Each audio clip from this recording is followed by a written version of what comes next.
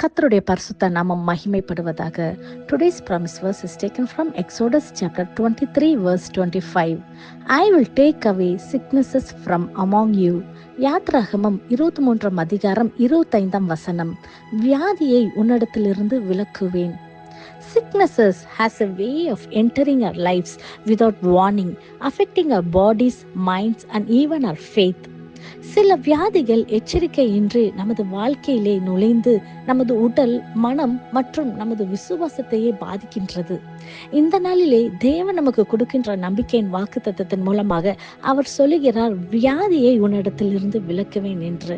ஆம் பிரியமானவர்களை, இதை கேட்டுக்கொண்டிருக்கிற நீங்க ஒருவேளை யாரோ வியாதியில உங்க குடும்பத்துல யாரோ ஒருத்தர் பாதிக்கப்பட்டிருக்கலாம், அல்லது உங்களுடைய வீடுகளிலே அல்லது உங்களுடைய க்ளோஸ் சர்க்கிளில் யாரோ ஒருத்தர் வியாதிப்பட்டு மிகுந்த வேதனையோடு இருக்கிறதுனால நீங்களும் அதுல ரொம்ப பாதிக்கப்பட்டிருக்கலாம். இந்த நாளிலே கர்த்தர் நமக்கு இடத்துல சொல்லுகிறார், வியாதியை உன்னிடத்திலிருந்து விலக்குவேன் என்று.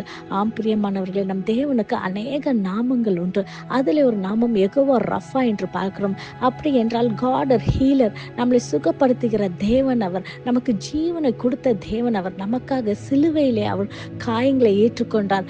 நம்மளுடைய பாவங்களுக்காக, நம்மளுடைய வியாதிக்காக, நம்மளுடைய அக்கிரமங்களுக்காக அவர் அடிக்கப்பட்டார். அவர் காயப்பட்ட கருத்தினாலே நம்மளை தொட்டு நம்மளை சுகம் தருகிற தேவனாக இந்த நாளிலே நம்மளை பலப்படுத்த அவர் விரும்புகிறார். பிரியமானவர்களே, எரேமியா 30:17 இவ்வாறு சொல்லுகிறது, I will restore you to health and heal your wounds.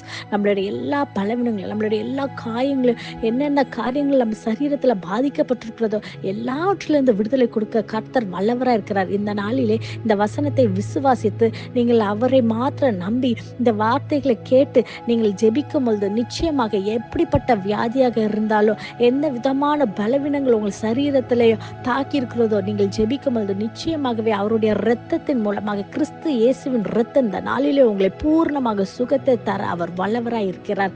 You may feel weak today, but do not lose heart.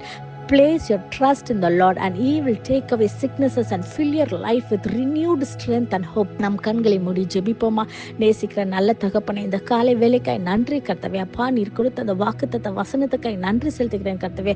அப்பா, வியாதியோடு, பலவீனத்தோடு, ஆண்டவரே, என்னென்ன போராட்டத்தோடு இந்த வேதத்தை, அப்பா, அந்த வசனத்தை கேட்டுக்கொண்டு இருக்கிறாங்களே கர்த்தவே, இந்த வேலையிலே கர்த்தவே, அப்பா, right now O master, I pray O master, அப்பா, உம்முடைய ஹீலிங் அப்பா கடந்து வரும்படியாக, பலவீனங்கள் பலனாய் மாறும்படியாக, எல்லா வியாதிகளிலிருந்து பிள்ளைகளை விலக்கி நீர் பாதுகாக்கும்படியாக ஜெபிக்கிறேன் கர்த்தவே.